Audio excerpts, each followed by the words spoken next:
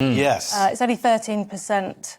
10% in social housing. So it's a huge difference then. Yeah. I mean, a lot of these articles have been about social housing and the need to look into it, but then it turns out the private rental sector is actually much, much worse. Well, and we've got a housing crisis, a housing catastrophe in the UK, and obviously the population is growing all the time because, we've got open borders, so all those people need to live somewhere, and so landlords don't have the incentive to sort of to invest in making houses livable because they know they're going to get tenants. So until we address this, it's not going to go away. Well, how is it being addressed, Cressida? Well, for one thing, things are improving, but I think they would anyway, wouldn't they? With building regs, every time you touch a building. But I think they were improving in the last 10 years, but over the last 3 years they haven't. And especially this winter is going to be really tough because energy prices are so high, so people aren't going to have their central heating on, and that means damp and mould is going to proliferate. And on top of that, private rentals, they have less incentive to actually sort of put in insulation and to double glaze and all of that stuff because it's I've got damp and there was mould, and I'm in a private rental,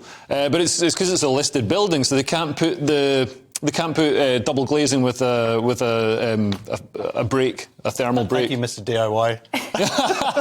So it's not always because of evil, bad landlords. Sometimes it's the buildings in the UK. Sometimes when you earn enough to live in a listed building, there are reasons for the buildings in the UK aren't always built for cold and damp, which is surprising considering it's cold and damp here.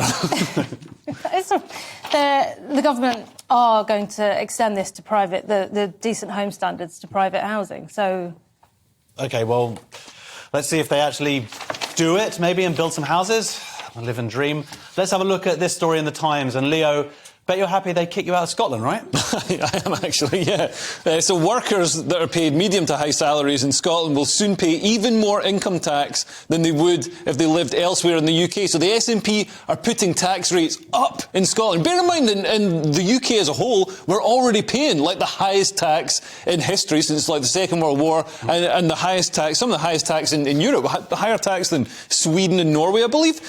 So the higher rate has been raised a penny in Scotland from 41% to 42%, and then the even higher rate, the highest rate, is going from 46% to 47%. So this means if you're a high earner in Scotland, or even if you're a medium earner, I mean, a school teacher could be earning, 40 odd grand. So you're going to be hit with a higher tax bill, and if you're an extremely high earner, you're going to want to move to England. This is an enormous own goal by the SNP. They're making Scotland less sort of economically viable. It's already got a pretty ropey economy, but they're driving out the wealth creators, the businessmen and businesswomen and business non-binaries that generate the wealth, generate the jobs, and keep Scotland running. It's so easy. You just move an hour south from Edinburgh, you're in Northumberland.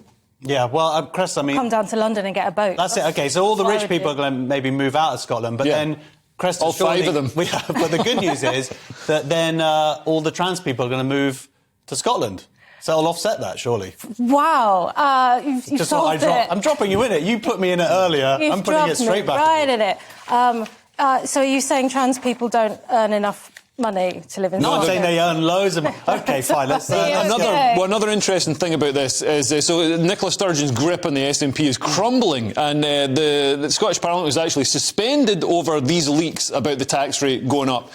So this shows, the fact that they had to suspend Parliament, she's trying to stop the leaks. She is on the way out. Yeah, well, you really believe that? I mean, SNP are breaking a manifesto pledge here, right? Mm-hmm.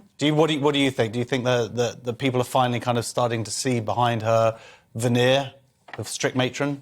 I think quite possibly.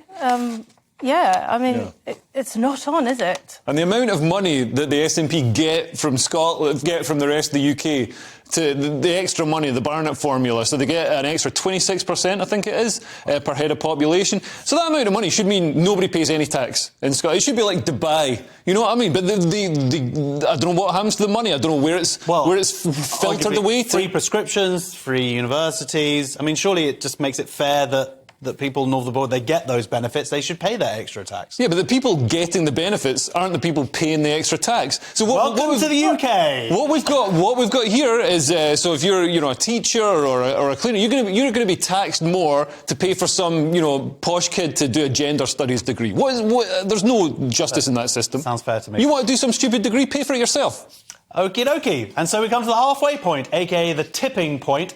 Join us in 2 for Trump, TikTok, trans, aka Typical Friday. See you then.